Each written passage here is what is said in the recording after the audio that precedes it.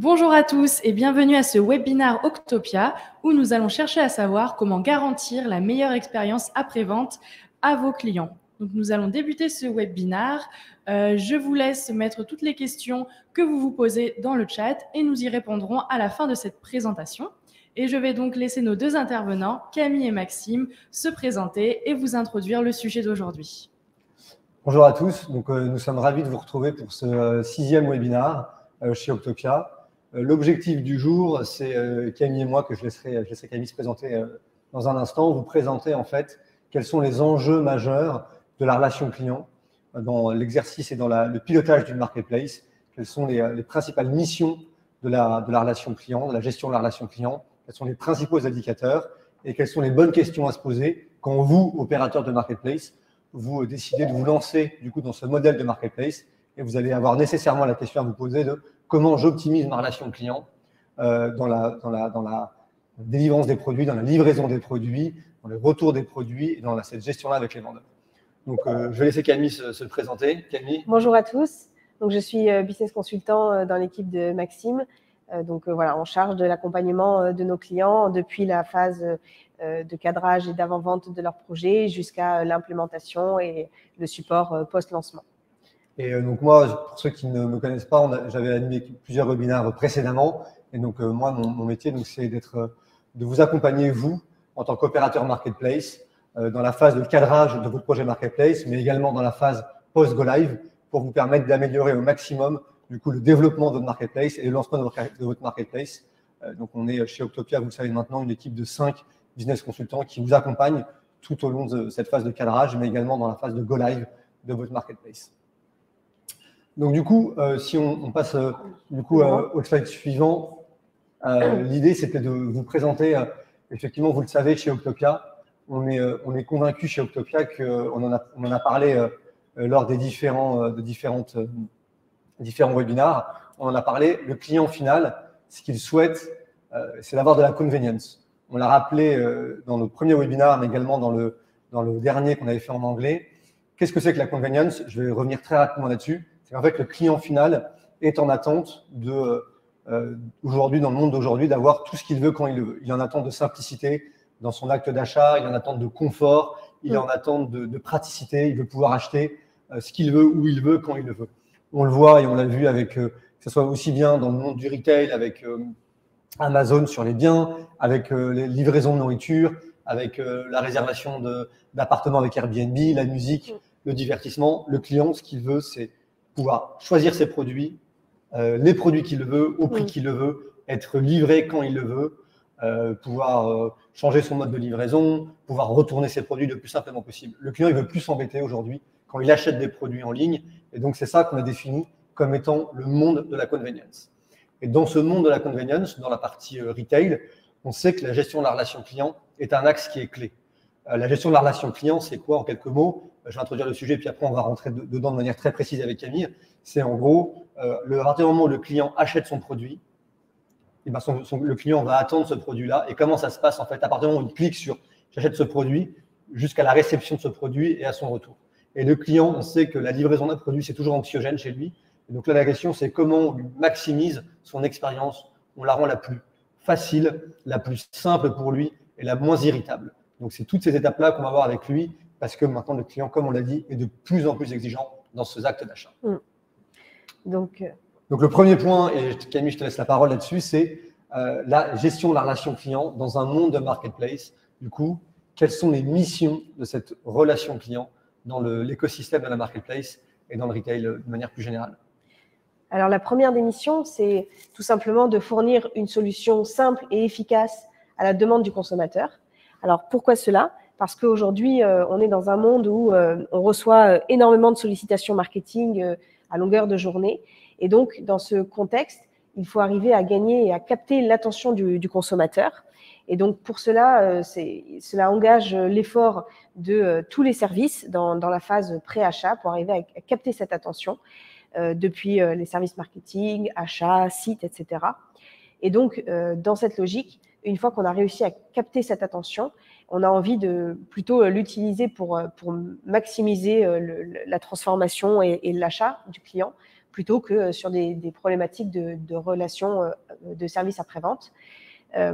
Concrètement, du coup, que l'on parle du cadre qui commande depuis son téléphone en sortant du travail dans le métro ou des étudiants qui sont en quête d'instantanéité, l'objectif, c'est vraiment d'arriver à limiter l'attention qu'ils vont devoir porter sur la relation client et plutôt de maximiser ce temps-là sur la phase de préachat. Et le second point, c'est qu'aujourd'hui, on a tendance à envisager la relation client comme une source de stress. Quand au-delà de la déception et de la frustration qu'on ressent lorsqu'il y a une difficulté sur la livraison ou sur le produit reçu, il faut en plus se dire, mince, je vais devoir contacter la relation client, ça va être long, je sais pas si je vais arriver à obtenir gain de cause, et donc c'est générateur d'anxiété. Donc ça, je pense que c'est quelque chose que vous devez, vous, en tant qu'opérateur marketplace, si vous avez déjà un site e-commerce ou même si vous êtes déjà opérateur d'une marketplace, j'imagine que c'est des choses sur lesquelles vous devez être assez raccord. C'est vrai qu'il faut que le client final soit le plus concentré sur son expérience d'achat, sur la satisfaction qu'il a à choisir son produit, à naviguer sur le site et pas à se dire mince, je suis sur ce site-là, j'espère que ça va bien se passer, je croise les doigts quand j'ai acheté le produit. Voilà. Pour lui, l'énergie qu'il doit avoir quand il achète ses achats, ça doit être dans le choix du produit, dans le plaisir qu'il a à pouvoir consommer et pas dans on verra bien si je reçois mon produit, j'espère que ça va bien se passer. On sait que c'est source de stress, ça, les remontées clients le montrent. Donc, le but de la relation client, c'est de limiter cette source de stress, cette source d'angoisse, pour que le client puisse se concentrer. Je redis ce que tu dis un peu, Camille, sur la partie la plus satisfaisante, en fait, et la plus agréable de l'acte d'achat. Tout à fait. Et le troisième point, c'est également que le client est toujours pressé. On sait qu'on est dans un monde où tout doit aller toujours plus vite. Et donc, on a tendance dès qu'on doit contacter la relation client, on veut avoir une réponse rapide, si ce n'est immédiate. Et donc, on le voit bien à l'aune de ces 3 points que la relation client, finalement, elle a pour objectif de maximiser la valeur qu'on va apporter au client, donc lui apporter une solution simple, mais également rapide et avec un minimum d'effort. Donc, vraiment améliorer ce ratio valeur obtenue sur le temps et l'effort consacré.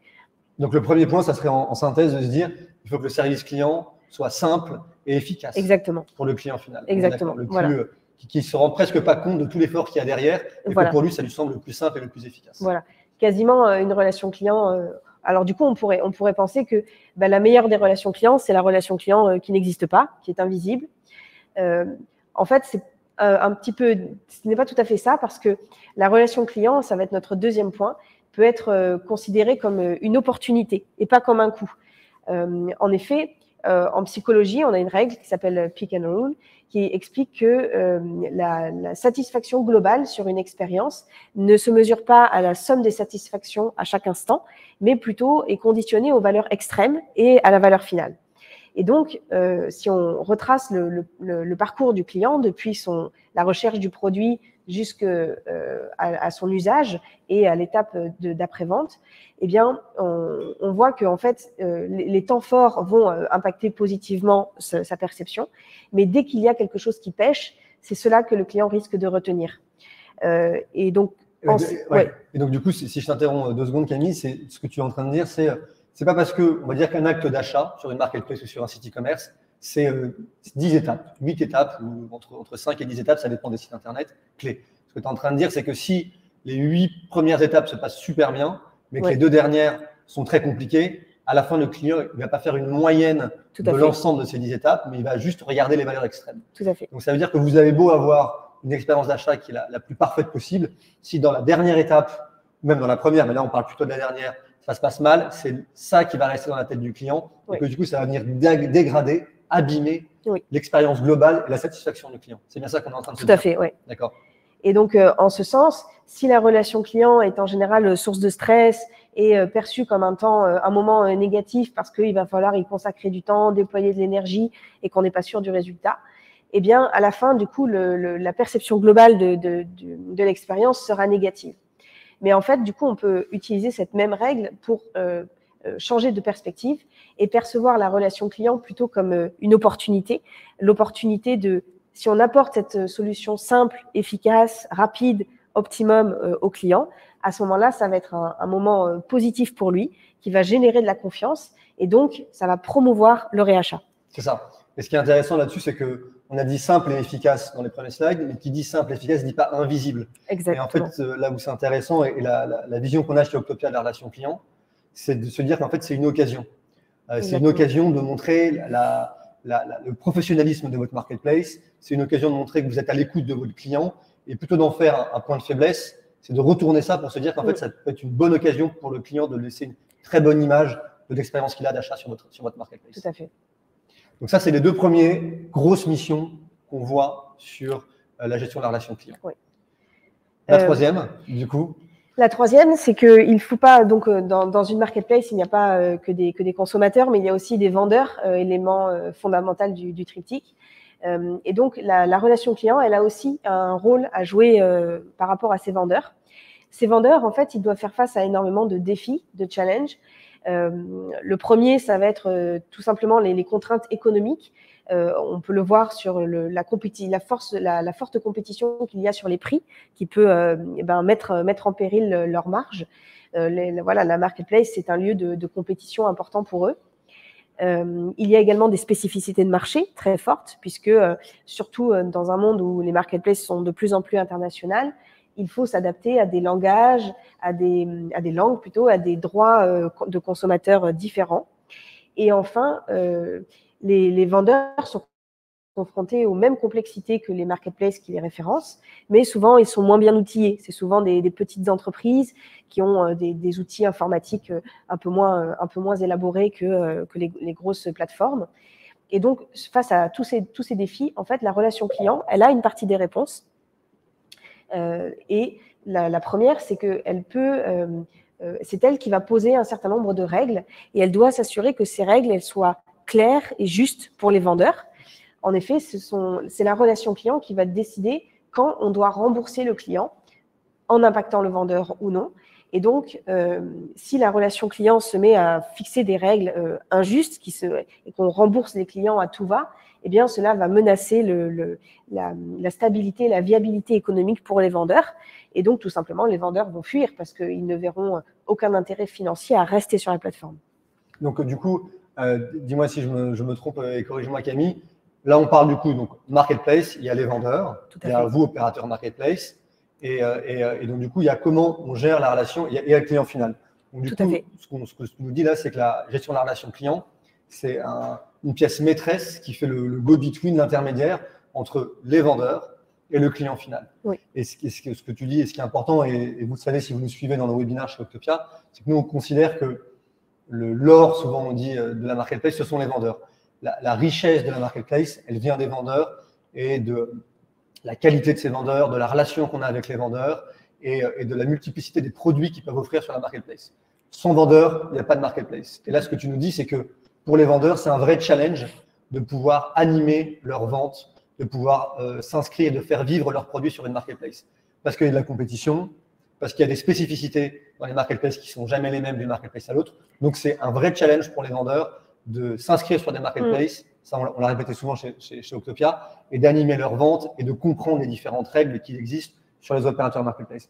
Et toi, donc, ce que tu dis là, c'est que la GRC, la gestion de la relation client, la pré-vente, ça dépend des termes qu'on emploie, c'est vraiment lui qui est l'arbitre et qui à la fois aide les vendeurs à mieux comprendre les règles, à mieux vendre sur la marketplace, à mieux les faire monter en compétences pour animer la vente sur la marketplace, et également avec le vendeur, avec le client final, qui lui, et c'est bien normal, il veut pouvoir être remboursé dans les bonnes conditions, pouvoir retourner ses produits. Donc c'est vraiment au milieu de la relation entre le client final et le vendeur qu'intervient la gestion de la relation client, c'est ça? Oui, tout à fait.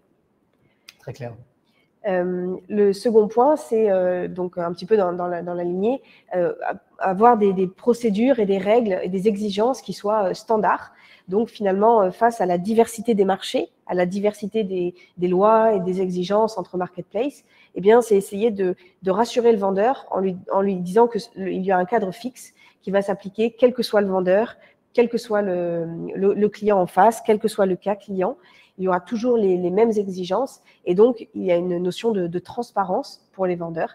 Ils savent à quoi se conformer pour que tout se passe bien. Il faut que les règles soient transparentes, qu'il n'y ait pas de mauvaise surprise. Exactement. Et qu'ils comprennent en fait quand on lui demande de rembourser ou pas rembourser, typiquement, que ça soit clair pour lui, qu'il n'y ait pas de mauvaise surprise. Exactement. L'incertitude pour un client final comme pour un vendeur, c'est, je pense, qu'il y a de pire dans l'organisation d'une marketplace. Voilà.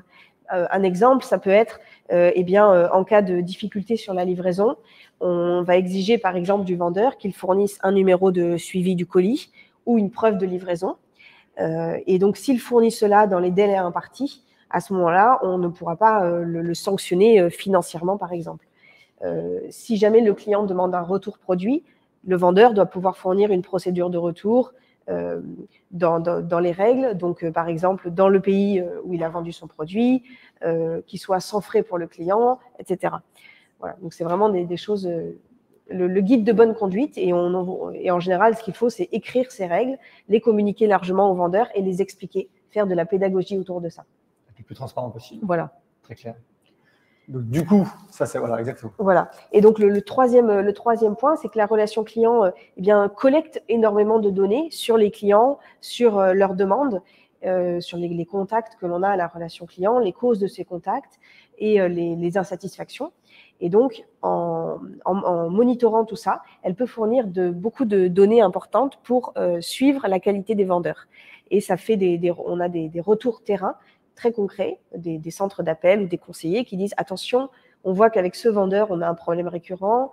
Attention, dans ce cas-là, client, le process sanctionne systématiquement le vendeur ou au contraire n'est pas assez biendiisant pour le client. » Et donc, grâce à toutes ces données, on peut engager des échanges intéressants avec les équipes marketplace et les account managers des vendeurs et améliorer les process en continu. Donc là, ce que tu veux dire, c'est comme la gestion de la relation client est toujours connectée à l'activité de la marketplace. Oui. C'est un super bon moyen, c'est un très bon outil pour récolter un maximum de données qui permettent de donner des tendances, voilà, des warnings sur des vendeurs qui ne seraient pas toujours au niveau qu'on attend, voilà, sur même des clients qui demanderaient toujours des types de remboursement, des catégories qui seraient beaucoup plus demandeurs de retour produit. Donc, c'est un bon moyen d'avoir des indicateurs clés dans le pilotage de sa marketplace en fonction des vendeurs, des différentes catégories et des types de produits. Donc, ça permet de récolter un maximum d'informations pour mieux piloter la marketplace. Oui, c'est ça. Donc, du coup, là, si on est d'accord, on va passer ensuite à la quatrième mission, et je crois que c'est la dernière de la marketplace, de la gestion de la relation client. Donc, la première, c'est la gestion de la relation client doit être simple et efficace.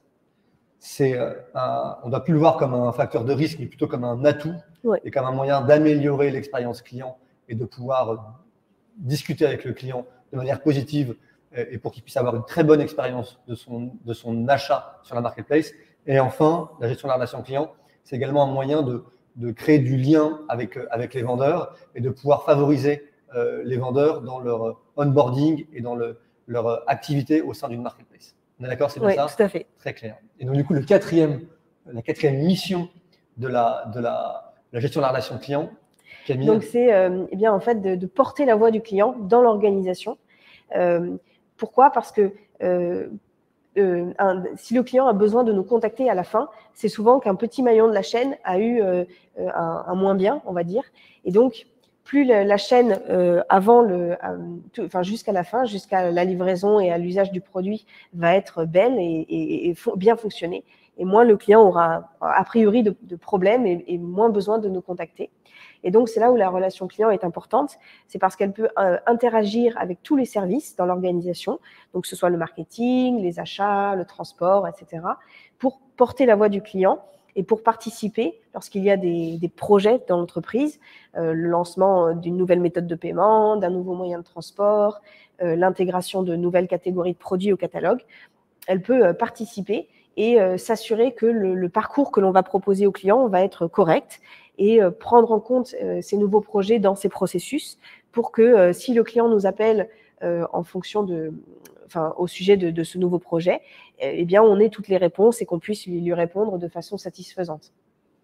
Donc, il est vraiment essentiel qu'elle puisse interagir comme cela et puis apporter un œil un peu critique sur les différents services et les différentes évolutions de l'offre, en fait, tout simplement. Et nous, ce qu'on constate chez Octopia, c'est avec les différents clients avec lesquels on travaille, on suit beaucoup la gestion de la relation client parce que c'est une direction qui est clé pour une marketplace et qui peut être totalement nouvelle, en fait, par rapport à si vous êtes un site e-commerce et que vous avez une gestion de la relation client. Si vous voulez basculer dans l'univers de la marketplace, et vous l'avez compris maintenant et on le verra par la suite, c'est des règles différentes, des indicateurs à suivre qui sont différents. C'est tout un des nouveaux process à mettre en place. Et ce qu'on constate, nous, avec nos clients opérateurs de marketplace, c'est que, comme tu le disais, Camille, les éléments qui reviennent et qui sont perfectibles dans la gestion de la relation client, si on voit que souvent, on se rend compte qu'un opérateur marketplace a des problèmes de qualité produit, a des problèmes de délai de livraison, a des problèmes ce type de problème, en fait, ça dit quelque chose de l'organisation de la marketplace. Oui. Souvent, les retours de gestion de la relation client qui viennent des clients finaux, ça dit quelque chose de l'organisation qui est en place et des points sur lesquels vous pouvez, en tant qu'opérateur marketplace, progresser. Donc, c'est vraiment un très bon indicateur, un très bon thermomètre des points d'amélioration et des choses à corriger au sein de vos organisations et des process que vous avez mis en place dans la marketplace. Tout à fait.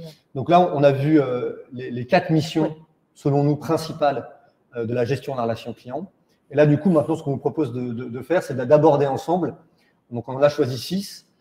Il y en a sûrement plus, mais l'idée, c'est 6, c'est déjà beaucoup, de pouvoir balayer avec vous et discuter des 6 principaux indicateurs clés que l'on doit suivre au sein de la direction de la gestion de la relation client quand on est opérateur marketplace.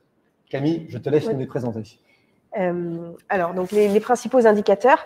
Le premier, en fait, on l'a évoqué dans les slides d'avant, c'est le taux de contact. C'est tout simplement, parmi tous les clients qui commandent sur notre site, combien vont avoir besoin de nous contacter au moins une fois.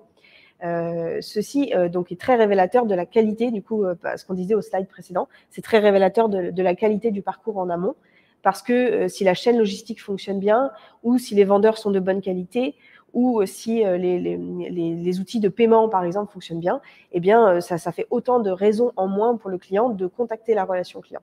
Et donc, la relation client, à ce titre, en utilisant cet indicateur de taux de contact et en le déclinant éventuellement par typologie de contact client, livraison, retour, etc., peut arriver à bien analyser les irritants clients, finalement. Et alors, on est d'accord, le taux de contact, plus il est faible, mieux c'est. C'est ça. Exactement.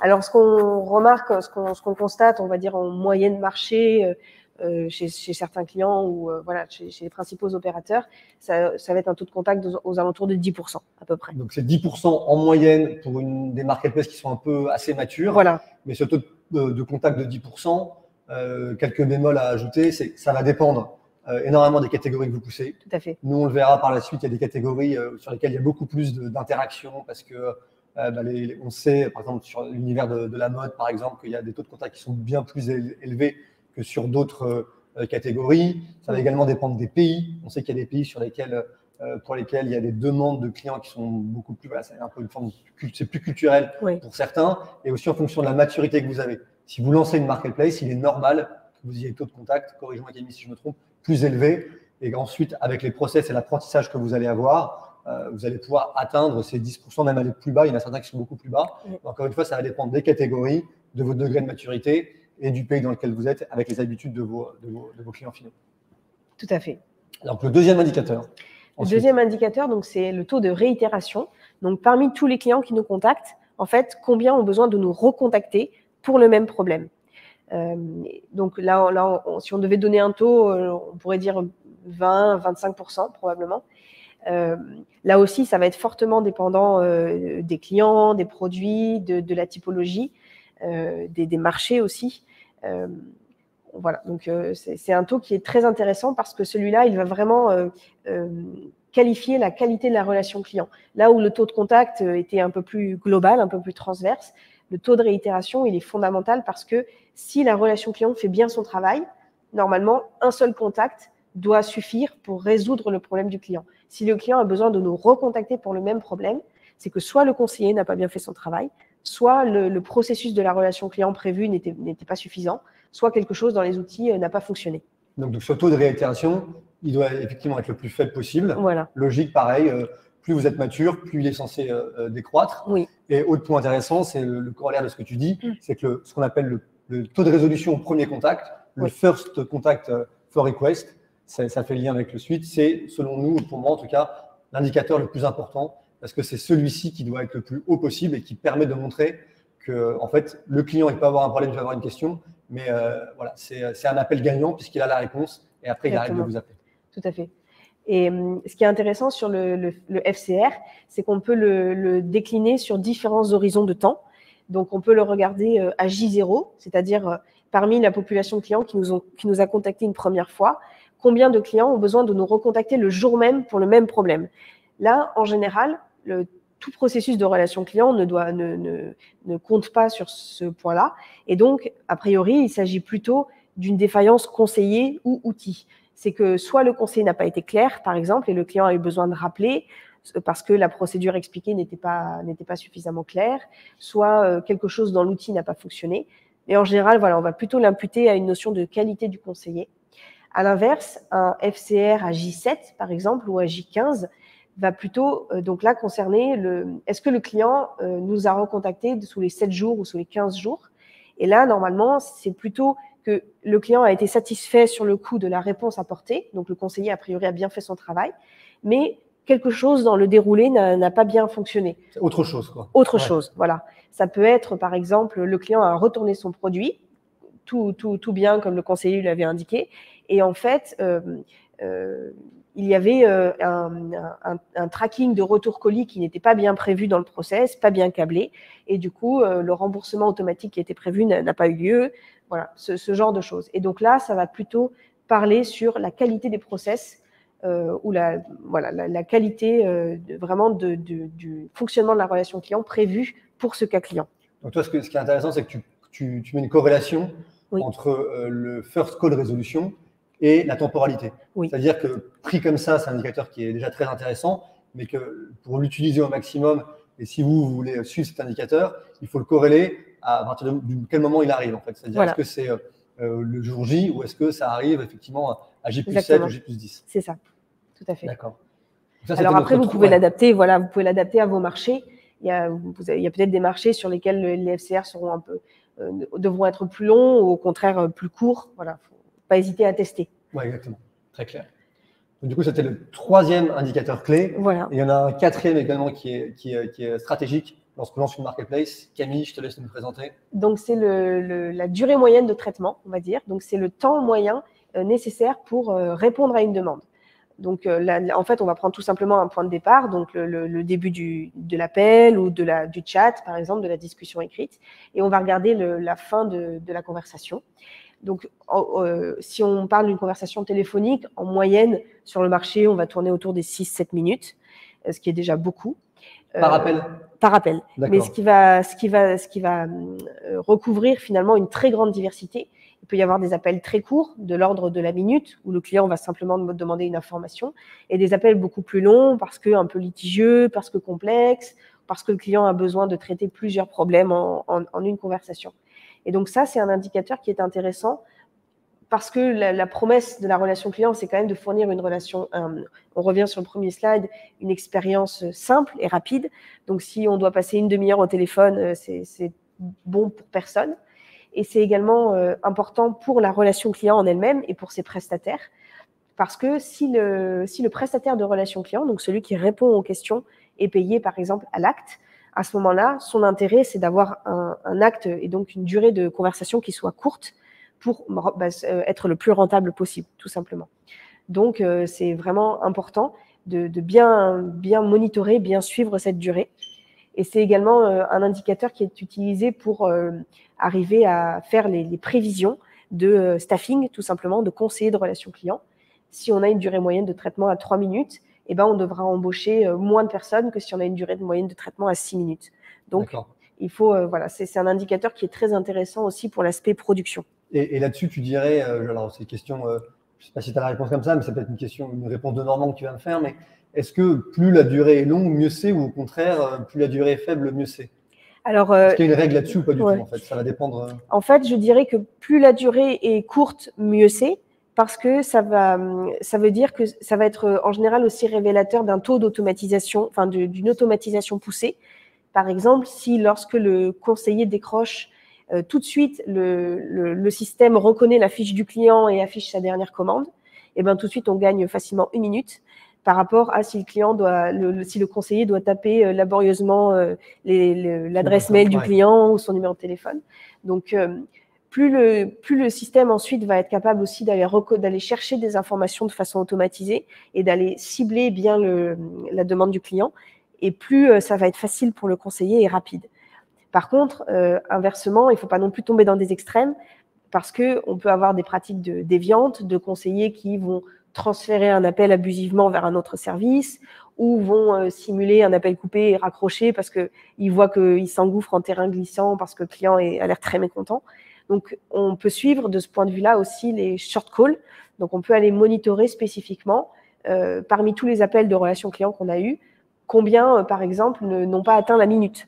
Et là, ce sont plutôt des appels qui, a priori, n'ont pas été satisfaisants et qui vont demander au client un réappel. Donc, on n'est pas non plus gagnant. Parce que ce qui est intéressant dans ce que tu dis, mais il faut toujours bien le rappeler, c'est qu'en fait, la gestion de la relation client, vous pouvez la faire vous-même avec des équipes qui vont appeler, qui vont être appelées, ou vous pouvez, c'est assez répandu dans les marketplaces, passer par des prestataires auxquels vous allez déléguer du coup une partie des traitements des appels, etc. Donc, il y a les deux pratiques qui se font.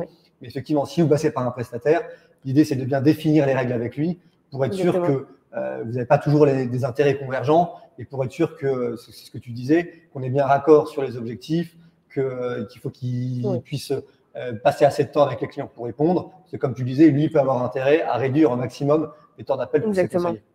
Ouais, donc, du coup, après, on peut avoir des facturations soit à l'acte, donc à la conversation ou au cas client, ou des facturations au temps passé.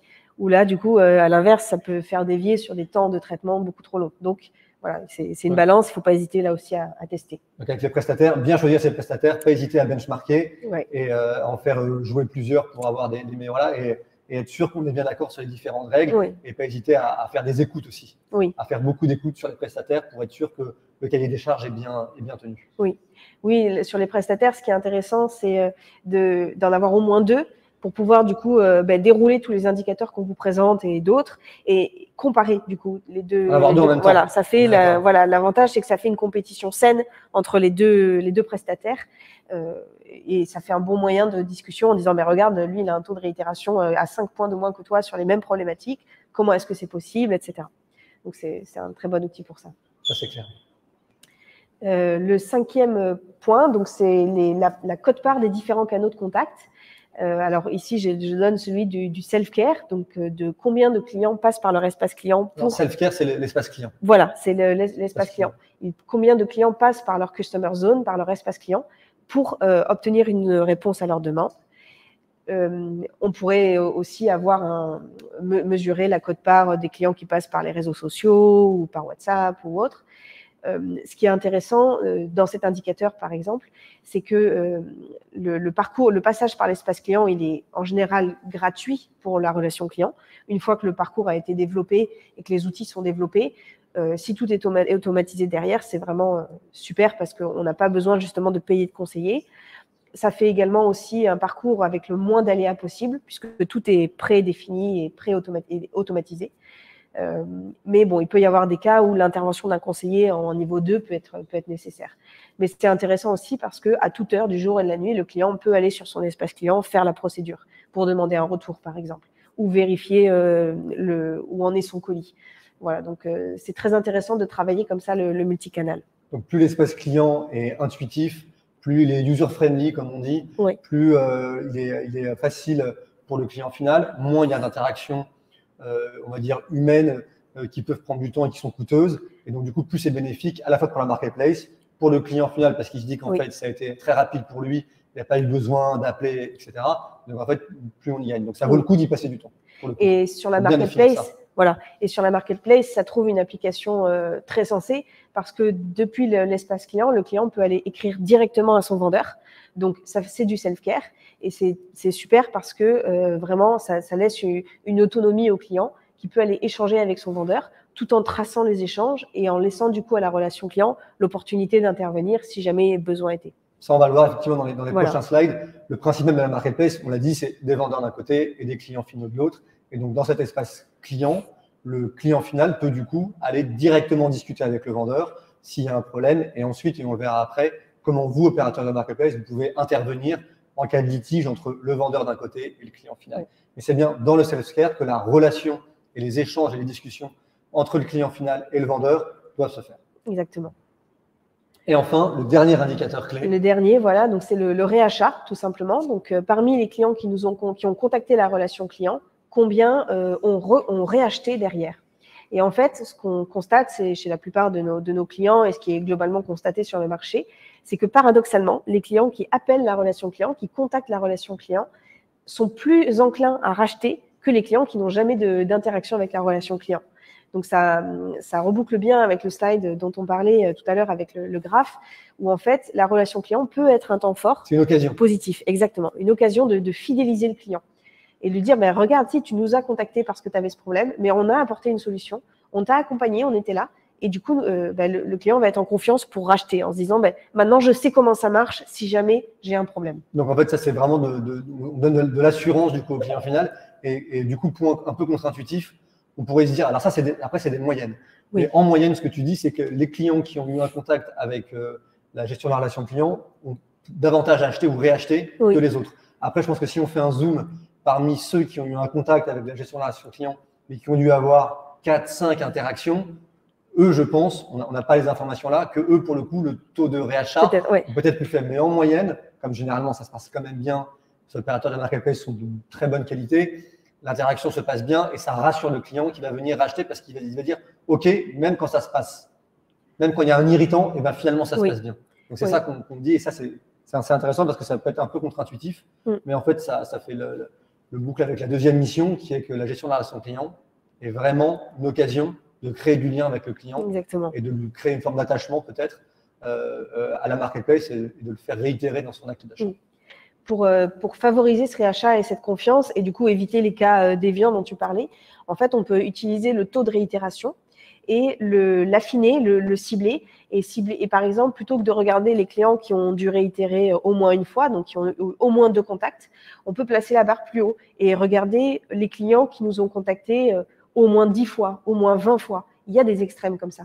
Et du coup, en plaçant la barre au départ à au moins 20 contacts sur un même problème, on peut aller vraiment faire des écoutes, analyser les cas, regarder qu'est-ce qui se passe mal, comment améliorer les process, quel bug outil évidemment éventuellement il faut corriger.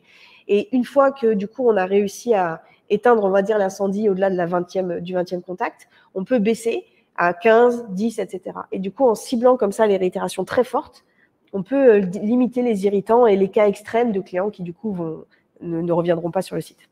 C'est très clair. Et donc, du coup, tu avais encore, sur le réachat, tu avais encore des points ? C'est bon.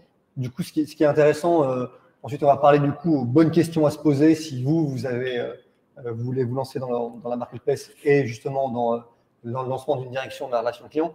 Mais c'est que ces 6 indicateurs clés de pilotage de la gestion de la relation client, ce qui est intéressant à avoir en tête, c'est qu'il faut aussi les piloter en fonction du cycle de vente dans une année. C'est-à-dire que tous ces indicateurs, ils vont évoluer. Là, on est en fin d'année, notamment, et ils doivent être dimensionnés et analysés en fonction de la temporalité et de la saisonnalité des ventes. On sait qu'en fin d'année, dans les 3 derniers mois, octobre, novembre, décembre de l'année, c'est des temps très forts pour les marketplaces et pour le site e-commerce. Donc, les bonnes questions, c'est de se dire qu'il faut dimensionner les équipes, avoir des indicateurs qui soient différents au moment des temps forts d'achat. Et ça, pour le coup, donc tous ces 6 indicateurs, ils doivent être aussi adaptés en fonction de la temporalité des ventes et des temps forts commerciaux qui peuvent vraiment venir perturber les indicateurs quand ils sont lissés autrement dans l'année. Oui, tout à fait. Ça, c'est un point. On l'a très bien vu avec le Covid, par exemple. Exactement. La première vague a vraiment, je pense, fait exploser tous les services de relations clients. Exactement. Donc, ensuite, voilà. Le point important, c'est vous, en tant qu'opérateur marketplace ou en tant que site e-commerce qui voulait basculer dans la marketplace, quelles sont les bonnes questions à vous poser dans la gestion de cette relation client. Camille, à toi. Donc, le premier, c'est quand intervenir. En fait, ce qui est intéressant de regarder, c'est que sur une transaction marketplace, la plateforme va prendre en charge évidemment la navigation, le paiement et la validation de la commande. La plateforme, c'est vous. Ouais. Voilà. Et ensuite, les prochaines étapes, donc depuis la préparation du colis jusqu'à l'expédition, la livraison et la relation client, ce sera le vendeur marketplace qui va opérer ces étapes. Et donc, la relation client peut intervenir à différents moments tout au long de ce parcours client. Elle peut décider de n'intervenir que, en général, au moment de l'étape de relation client. Mais elle peut éventuellement avoir des actions en amont, par exemple sur des périodes compliquées comme Noël ou le Covid ou autre. elle peut travailler avec les services de marketplace pour mettre en place des communications préventives et ainsi aider les vendeurs en informant en amont, en anticiper les clients de certaines difficultés dues à des transporteurs ou à certains vendeurs, par exemple. Donc voilà, il y a cette notion de quand intervenir. Ensuite, comment on intervient? En général, du coup, le premier niveau d'interaction, celui qui est favorisé entre les marketplaces et qui est intéressant pour vous en tant qu'opérateur, c'est que le client peut être amené à interagir directement avec son vendeur, donc en général via l'espace client. Mais votre rôle en tant que tiers de confiance, finalement, c'est de vous assurer que tout fonctionne bien.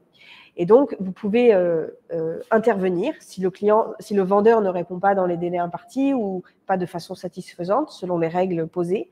À ce moment-là, vous pouvez arriver avec un niveau d'arbitrage, finalement, pour contrôler, corriger, voire sanctionner des déviations du vendeur. Et donc, vous êtes ainsi le garant que le client trouvera quand même satisfaction, même si le vendeur est un peu défaillant. Et donc, sur ce niveau d'intervention, on peut avoir différents cas. On a des clients, par exemple, donc des opérateurs de marketplace qui préfèrent que la relation client intervienne dès que le client a une demande.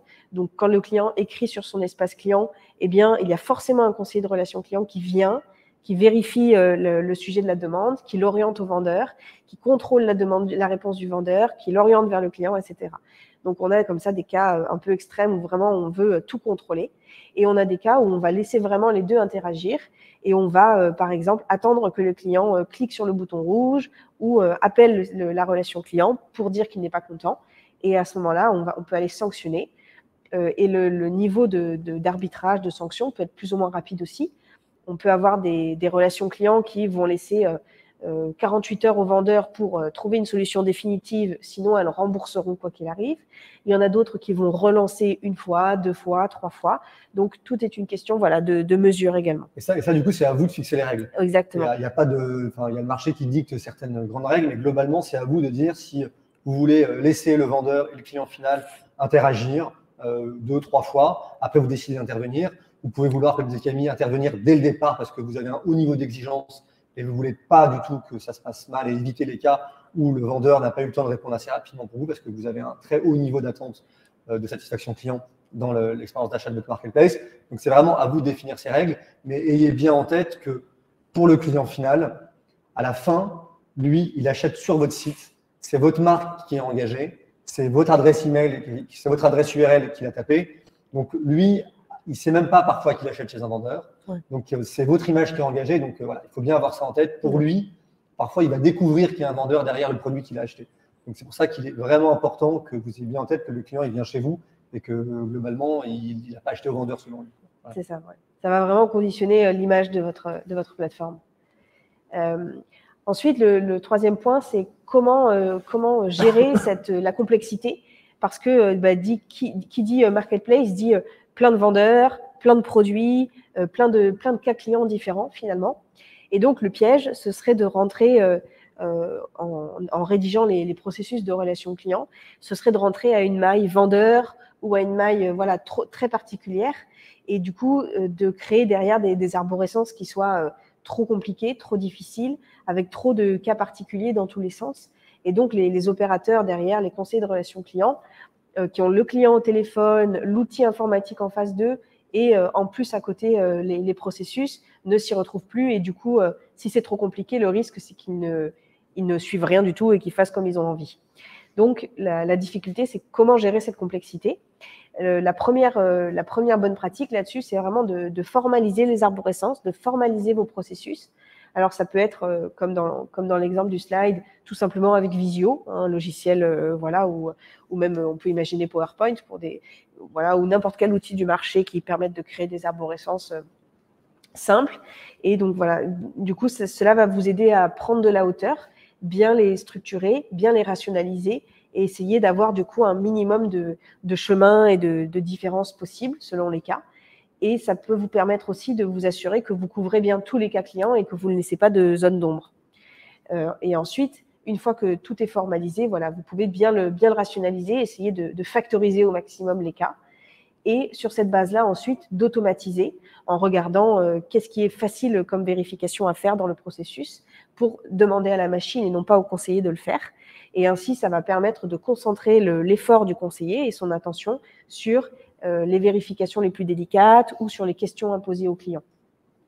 Donc, les arbres de décision sont vraiment très importants pour arriver à bien structurer et bien entretenir vos process aussi, parce que la difficulté, une fois qu'on a formalisé une fois, c'est au fur et à mesure que les cas vont se diversifier, se complexifier, eh bien, ça peut être de simplement empiler les couches, mais à la fin, du coup, le truc est immaintenable et donc vous n'arriverez plus à avoir de hauteur et d'efficacité. Et donc, en ayant quelque chose de bien structuré que vous entretenez au fil de l'eau, eh bien, ça va vous permettre de continuellement vous améliorer et également d'aller poser des indicateurs sur telle branche du process, pour regarder celles qui fonctionnent bien et celles qui fonctionnent moins bien. Et ensuite, la dernière, c'est tout simplement quelle relation vous voulez avoir avec vos clients. Donc, par quel biais est-ce que vous voulez communiquer et avec quelle tonalité. On parle beaucoup aujourd'hui de personnalisation. Une relation client efficace, ce n'est pas juste un robot, c'est aussi un conseiller qui parle au client et une plateforme, c'est votre marque qui parle au client. Et donc là-dessus, l'avantage, c'est que si vous structurez bien et que vous automatisez bien vos process, eh bien, vous laissez de la marge de manœuvre pour aller personnaliser les messages que vous leur envoyez, pour collecter plus facilement de la donnée, etc. Et donc, on peut avoir plusieurs canaux de contact aussi en fonction des préférences des consommateurs. Et donc, du coup, on va en finir là avant les questions. Ce qui est important de savoir, c'est que chez Octopia, et avec l'équipe du Business Consulting et Camille, notamment, on est là pour vous accompagner dans les grandes décisions. Là, on a listé 4 grandes questions que vous avez à vous poser si vous voulez vous lancer dans la marketplace ou si vous voulez améliorer vos process de gestion de la relation client. On est là pour vous aider, pour vous accompagner, pour se poser avec vous, même pour rédiger les process des arbres de décision avec vous, pour vous donner les bonnes pratiques du marché, pour vous dire en fonction du positionnement que vous voulez, quand intervenir ou quand pas intervenir pour laisser les vendeurs agir ensemble, pour vous donner les best practices du marché. Donc, on est là à vos côtés pour vous accompagner, pour vraiment créer cette direction de la relation client ou pour l'améliorer si vous avez des pain points et des points d'amélioration à faire là-dessus. Voilà, donc on espère qu'on a été assez clair et que vous avez appris des choses. Et maintenant, je crois que c'est la place à certaines questions que vous avez à nous poser. Yes, exactement. Merci en tout cas Camille et Maxime pour cette super présentation. C'était très intéressant. Donc, comme tu l'as dit Maxime, on va passer maintenant aux questions qui nous ont été posées par les participants dans le chat. Donc tout d'abord, première question. Concrètement, comment se matérialise la mécanique d'arbitrage que vous avez mentionnée? Alors en fait, du coup, je parlais tout à l'heure d'un bouton rouge. Alors souvent, ce qu'on constate comme mécanique, c'est que le client qui parle avec son vendeur, eh bien, ça engage une discussion. Et en fait, à partir du moment où le client signale son insatisfaction, cette discussion va être passée dans un statut différent, donc dans un statut selon les plateformes d'arbitrage, de réclamation, voilà, ou autre. Et donc, on flague la discussion comme passage au niveau 2, en fait. Et à ce moment-là, un conseiller va intervenir sur la discussion, relire les échanges entre le vendeur et le client et suivre un process, donc suivre une arborescence qui dit est-ce que le vendeur a répondu dans les délais? Oui. Est-ce que le vendeur a fourni une adresse de retour dans le pays indiqué, etc. Oui, etc. Et donc, si jamais le vendeur n'a pas suivi les règles du process, à ce moment-là, on peut aller sur soit une relance, soit un remboursement partiel ou total, selon les cas. Et donc, en mesurant combien de discussions comme ça sont escaladées en niveau 2, ça permet de très concrètement aller mesurer ce vendeur-là, est-ce qu'il a mieux fait son travail que le vendeur B. Ok, merci beaucoup pour ta réponse Camille. On va passer à la question suivante. Vous parlez de prestataires pour recevoir les appels des clients, mais j'ai cru comprendre qu'Octopia fournit aussi ce service. Oui. C'est une très bonne question et la réponse est oui, effectivement, nous chez Octopia, donc non seulement on est en capacité de pouvoir vous aider à créer, à former vos équipes pour créer from scratch ou améliorer, étoffer vos équipes de gestion de relation client. Mais si vous nous dites, moi, j'ai des vendeurs marketplace que j'ai déjà ou que je veux avoir, mais en revanche, je ne veux pas m'occuper de la gestion de la relation client. Effectivement, nous, on a des équipes qui sont totalement en capacité de pouvoir réaliser ça pour votre compte. Et on sera ravis de pouvoir vous présenter nos services là-dessus. En nous contactant, on organisera un rendez-vous avec Camille et on vous présentera très concrètement ce qu'on fait. Mais pour répondre très clairement, oui, on le fait chez Octopia. Merci beaucoup, Maxime. Donc ensuite, quels sont pour vous les principaux outils de marché disponibles? Alors, il y en a beaucoup. Là aussi, ça va vraiment dépendre de la structure de votre outil informatique, des besoins que vous avez, des canaux de contact que vous voulez utiliser. Mais en solution, il y a Salesforce qui est très répandu, très connu, des outils autres comme Front, Hootsuite, Zendesk, Freshdesk, Pega. Voilà quelques noms, mais il y en a vraiment beaucoup. Donc, on vous invite à… Enfin, voilà, là aussi, on pourra vous conseiller si besoin est. Merci, Camille. Donc, on va passer à la dernière question. Comment gère-t-on les retours de vendeurs étrangers? Très bonne question, oui. Effectivement. Camille, vas-y, donc, sur les retours de vendeurs étrangers, là, alors, ce qui va rentrer en ligne de compte, c'est que c'est d'abord la législation du pays. Par exemple, en France, le vendeur doit fournir une adresse de retour en France ou une procédure de retour intégralement prise en charge financièrement. Donc, le client ne doit pas avancer de frais. Donc, ça, c'est la loi, on va dire. Et après, là-dessus, chaque plateforme peut ajouter des exigences particulières.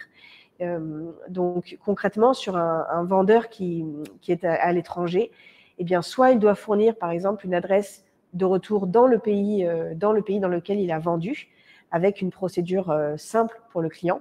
Donc, soit il lui fournit une étiquette de retour, soit une adresse de retour. Et selon les cas, en général, sauf rétractation, le vendeur doit prendre en charge les frais de retour. Et souvent, c'est parce que le client, du coup, va lui fournir la facture, tout simplement, des frais de retour engagés. Si jamais le vendeur n'est pas en capacité d'avoir une adresse de retour en France, il doit organiser lui-même le retour sans frais pour le client, donc via une étiquette de retour prépayée ou un transporteur affrété spécifiquement. Et dans les cas extrêmes où vraiment le vendeur a fait le pari d'aller vendre sur ce marché-là sans fournir de procédure de retour facile pour le client, eh bien, ça peut aller jusqu'au remboursement sans retour, notamment pour des produits de petite valeur. Merci Camille, c'était super clair. Donc, je vois encore qu'il reste quelques questions. Malheureusement, notre webinaire touche à sa fin. Si nous n'avons pas pu vous répondre en direct, ne vous inquiétez pas, nous le ferons de manière privée. Je vais donc laisser Camille et Maxime conclure ce webinaire d'aujourd'hui. Eh bien, écoutez, on est ravis d'avoir organisé ce webinaire avec vous sur un sujet un peu technique, mais néanmoins fondamental de la marketplace, la gestion de la relation client. J'espère que vous l'avez compris. C'est très différent d'avoir et de piloter une gestion de la relation client dans le cadre d'une marketplace que quand on est juste un site e-commerce. Mais c'est un challenge qui est tout à fait réalisable. C'est juste que c'est une nouvelle pratique à mettre en place, de nouveaux indicateurs à suivre. Mais Camille et moi, nous tenons à votre entière disposition. Si vous avez plus de questions là-dessus, on serait ravis de pouvoir partager notre retour d'expérience avec vous et ainsi vous faire basculer définitivement dans le merveilleux monde de la marketplace. Merci beaucoup.